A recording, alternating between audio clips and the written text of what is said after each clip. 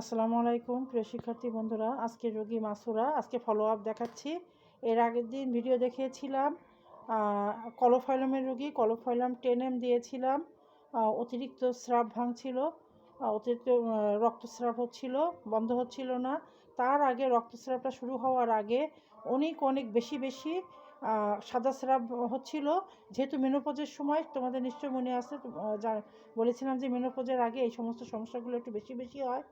অতিরিক্ত সাদা স্রাব হচ্ছিল, তার সাথে থেমে থেমে স্রাবটা ছিল। তারপরে আস্তে আস্তে লাল রেখাটা এসে সাদা স্রাবের মধ্যে, তারপরে রক্তস্রাবটা কন্টিনিউ হচ্ছিল, বন্ধ হচ্ছিল না। তারপর আমি কলোফাইলাম 10 দিয়েছিলাম। আগের দিন জানিয়েছিলাম যে জরায়ু নাড়ির সংকোচনটা হয় না, ঢিলা হয়ে যায়, যার জন্য স্রাবটা অতিরিক্ত স্রাব হয়, কিছুতে স্রাব বন্ধ হতে চায় না, দীর্ঘদিন স্থায়ী হয়েছিল যে স্রাবটা। আল্লাহর রহমতে সেই সাদা স্রাবটা বা রক্তস্রাবটা এখন আর নেই, পুরোপুরি ক্লিয়ার হয়ে গেছে। এখন আপনি পুরোপুরি সুস্থ। হ্যাঁ হ্যাঁ, মানে আর কোনো সমস্যা নেই। হ্যাঁ, মানে পুরোপুরি ক্লিয়ার হয়ে গিয়েছে।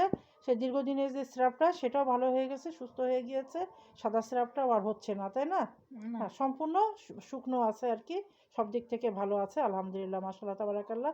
আর আজকের যেহেতু তার আমি আগেও দেখিয়েছি, তার একটা ট্রিটমেন্ট আমি চালাচ্ছি, যেটা জ্বরের ভেতরে একটা টিউমার রয়েছে, বড় টিউমার রয়েছে, ফাইব্রয়েড রয়েছে, সেটা একটা চিকিৎসা চলছে। আজকে কোনিয়াম 10 দিয়েছি, তার লক্ষণ পেয়েছি। হ্যাঁ, সেই লক্ষণের ওপরে কোনিয়ামের আনুষঙ্গিক সমস্ত লক্ষণগুলো পেয়েছি, যার জন্য কোনিয়াম 10 দেওয়া হয়েছে।